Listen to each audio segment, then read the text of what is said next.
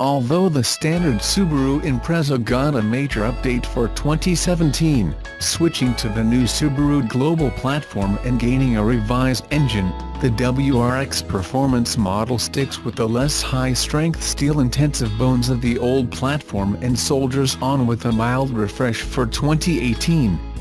A next-gen WRX is still a ways off, but luckily for those in the market for a sport compact today, the current WRX is still a solid, if charmingly flawed, pick. If you're having trouble seeing what's changed for 2018, you're not alone. I thought our Pearl Blue WRX Premium Tester was a 2017 model, not the refreshed car, during my first night in it. There aren't many visual cues on the outside to tell the new car from the pre-refreshed models. Up front, the lower grille opening has been widened, and the fog light surrounds have been changed. There are plenty of changes beneath the skin, however. The suspension has been revised for improved handling and ride comfort, and the EyeSight suite of advanced safety features has been updated with new features. The interior uses new materials, and there's a new performance package option, which gets you some nice Recaro seats along with red-painted brake calipers with Durant Performance front brake pads and a moonroof delete to save weight. But the drivetrain hasn't changed.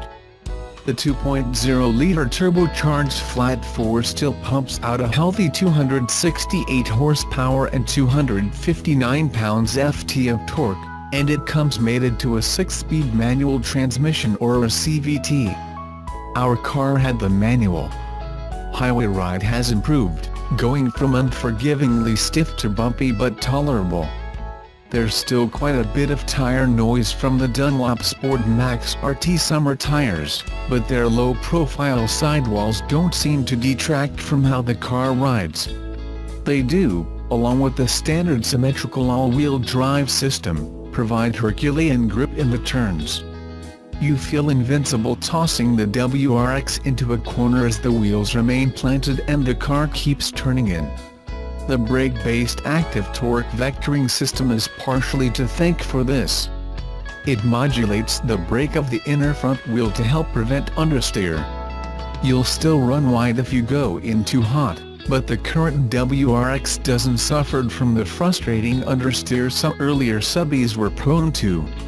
That handling ability earned the 2018 WRX a respectable time of 25.2 seconds on our Figure 8 course. That result matches a more powerful 2015 Subaru WRX STI and beats a 2016 Volkswagen Golf R by 0.2 second and a 2015 Ford Focus Street by 0.8 second. Although it laid down a relatively fast lap, it took some effort from the driver to do so. Road test editor Chris Walton had to shuffle between second and third gear because third was too tall for our course and the car couldn't make it all the way in second without hitting the rev limiter before the turn. Frequent shifting on the Figure 8 is common for a sporty car, so having a smooth, quick shifter helps. Unfortunately, that's not how the WRX's shifter operates. The shifter is so notchy and with long throws that it really takes up valuable time, Walton said. The manual transmission's gearing combined with significant turbo lag presented some challenges on the road, as well. The engine isn't awake until about 2,500 RPMs. Before then you're just waiting for the turbo to spool up. I found myself downshifting often to get on boost quicker. And if you're slowing for a turn while in third gear, you'll almost always want to perform a rev match downshift to avoid lugging the engine. I happen to like that the drivetrain keeps you busy, but the constant shifting might be too much work for some. Back to the turbo lag. If you miss the picky turbocharged cars of yesterday, the WRX will transport you back to the days when having a turbo meant waiting patiently for it to deliver that extra dose of fun. There's not much grunt down low on the revs, but once boost kicks in, you can't help but grin. I just love that gentle whoosh sound that gradually builds in volume, not to mention the acceleration that results from it. The engine note isn't bad, but I miss the characteristic boxer rumble that older cars had thanks to their unequal length headers. Curiously, this 2018 WRX recorded a slower 0 to 60 time than expected. The car hit 60 mph in 6.2 seconds, slower than every 2015 WRX we've tested. SLL did the deed in under 6 seconds. Its quarter-mile time was more in line with other fourth-generation WRXs we've tested, however, at 14.5 seconds at 94.2 mph. The performance package brakes performed well, providing consistent, stable hard stops from 60 to 0 mph, requiring 113 feet, and fade-free braking on the figure 8. Although Subaru says the interior has been improved, it's still not likely to impress anyone. The doors feel light and close with an unsubstantial hollow sound. The dash and door panels are soft enough, and the red stitching used throughout the cabin is nice, but many of the plastics look and feel low-rent. I like the machining on the aluminum radio volume and tuning knobs, but they don't offer much grip, so I found myself rotating my fingers around the knob until I found enough friction to actually turn it. Our car was equipped with a $2,050 performance package in Recaro Sport seats. Those seats provide good support for spirited driving and are comfy enough for long stints behind the leather-wrapped flat-bottom steering wheel, which fits nicely in the hands. They also lend a sharper look to the cabin with their red accented bolsters, red piping, and embroidered Recaro logos. As sporty as they look, I wasn't able to adjust my seat to a sporty driving position. With the seats dropped to their lowest level, you still feel like you're sitting pretty high, and you can't achieve that low H point that's characteristic of a sporty car. But sitting relatively high has its benefits. You have a commanding view out of the WRX's wide-open greenhouse. I especially appreciate the extra visibility the front quarter windows and door-mounted exterior mirrors provide. The Subaru WRX isn't perfect, but it's still a performance bargain at its $27,855 starting price. Our premium model with the performance package rang up at $32,205, which still undercuts the starting price of the Volkswagen Golf R, a car the WRX can hang with in handling and acceleration, by nearly $8,000. One thing that's included with every WRX and STI is a free membership to a tight-knit Subaru community. In the week that I drove the WRX, I came across a dozen or so other subbies on the road. About 80% of drivers acknowledged me in some way, either with a nod or a thumbs up. You get this feeling of camaraderie that's hard to put a price on, and that's just a bonus to getting a car that's genuinely quick out of the box and has room for improvement if you plan on modifying. The 2018 WRX continues to offer good, old-fashioned turbo all-wheel drive fun and has some improvements thrown in to tide us over until the next-gen car arrives.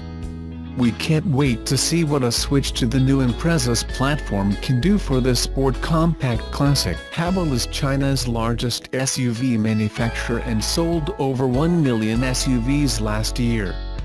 That's over $2 billion in profit, and, apart from knowing how to put an SUV together, the Chinese manufacturer has plenty of cash to expand. One country it's doing just that is Australia, where SUV sales are overtaking passenger vehicle sales. It's a hard sell though, because some of us are loyal to brands we've owned for years and trust takes time to build. But as we've seen with brands like Kia and Hyundai, perception can improve, and provided the product is quality, we're not afraid to buy off the mainstream. Haval has already been on the market here for a few years, and although its smallest SUV, the H2, wasn't great, its medium-sized H6 was an improvement and its large H9 was even better. Haval is now introducing an all-new 7-seat model to our market, due in the first quarter of next year, and first appearances look like it might be its best SUV offering yet. What's it got, what's it competing against, and how much will the Haval H7 cost?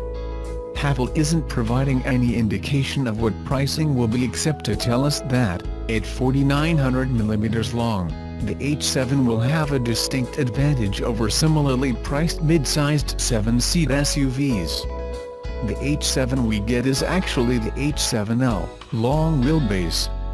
Indeed, its 4,900 mm length trumps other 7-seat SUVs such as the Korean Kia Sorento, 4,780 mm, and Hyundai Santa Fe, 4,700 mm, and offers a much longer base over offerings like the Skoda Kodiaq, 4,697 mm, and new Honda CR-V, 4,596 mm. However, it won't offer the space offered in 50-75 mm long Mazda CX-9. So we expect Haval H7 pricing to start somewhere under $40,000 if it really will compete against similarly priced mid-sized 7-seat SUVs, that it is larger than. The H7 will come in two spec levels, Premium and Luxe. The Luxe tops the range and adds extra kits such as a panoramic sunroof, electric tailgate, 12.3-inch virtual instrument panel and semi-automatic parking. Safety features will include blind spot monitoring, lane change assist, rear cross traffic alert and a 360-degree camera.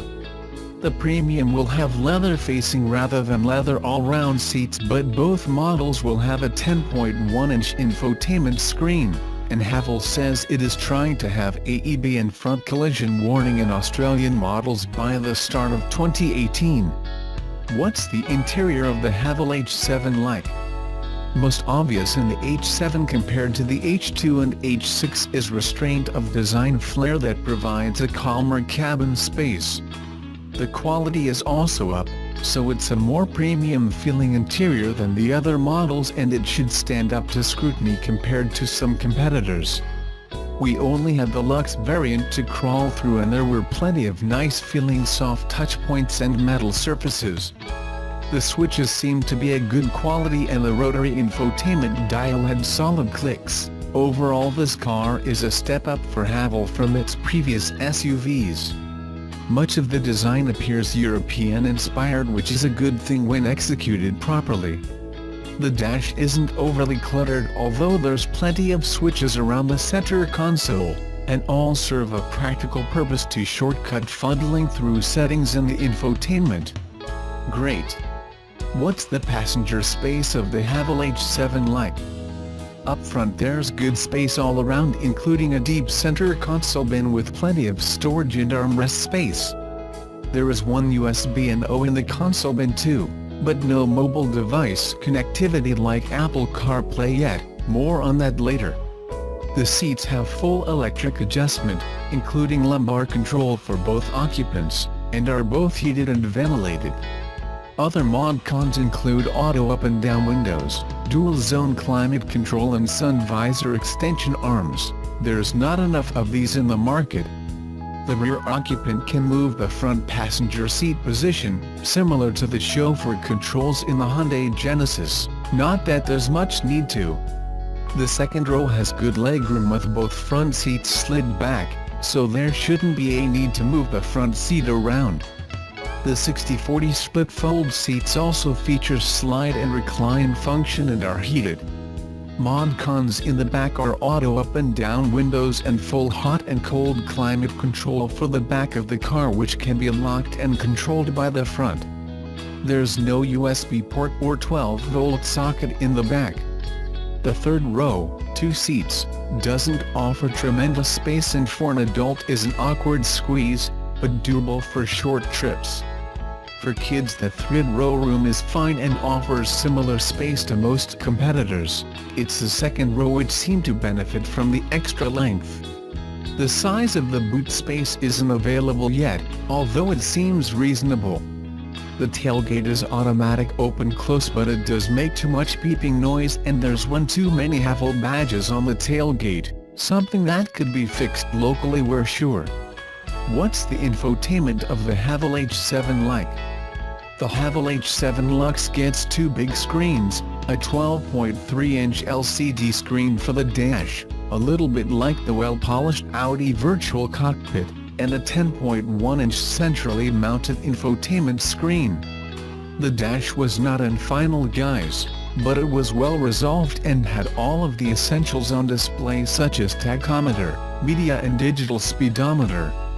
We're told the final version will also offer some customization such as changing when the car is in sport mode. Given there's not many digital dash displays this large out there, it's a neat piece of kit, although not as brilliant as the full satellite map guidance and resolution provided in something like the Audi version. The infotainment system is large and simpler in function, read, easier to use, than current Haval systems.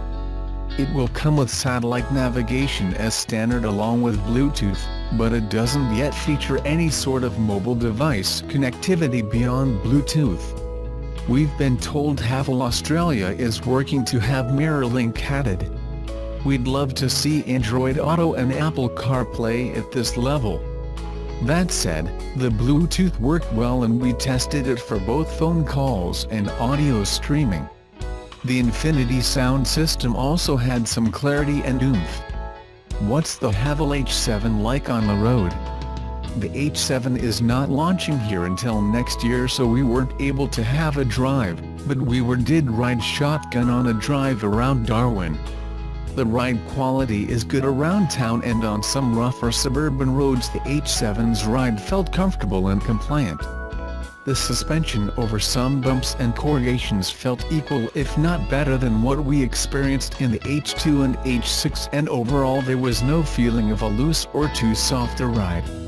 NVH was also at good levels over smooth and coarse chipped surfaces, so it seems there's probably some extra noise deadening in the H7 over the current SUV models.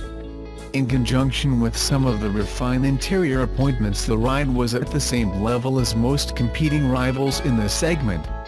Driver response is impossible to comment on, but the throttle response seemed sharp enough to keep up with traffic without working hard. At cruising speed it was calm and effortless, and cruise control has done away with the annoying charms which affected the H6, however there's no option for adaptive cruise control. What sort of safety features does the Haval H7 have? The H7 has not yet been a NCAP or Euro NCAP rate. Haval is currently working to have AEB and forward collision warning in its vehicles next year. Safety features confirmed for the H7 include blind spot monitoring, lane change assist, rear cross traffic alert and a 360-degree camera. So, what do we think of the Haval H7? Having the opportunity to drive all of the current Haval models over the event, we were pleased to see that the H7 has learned from some of the teething issues in those models and addressed them.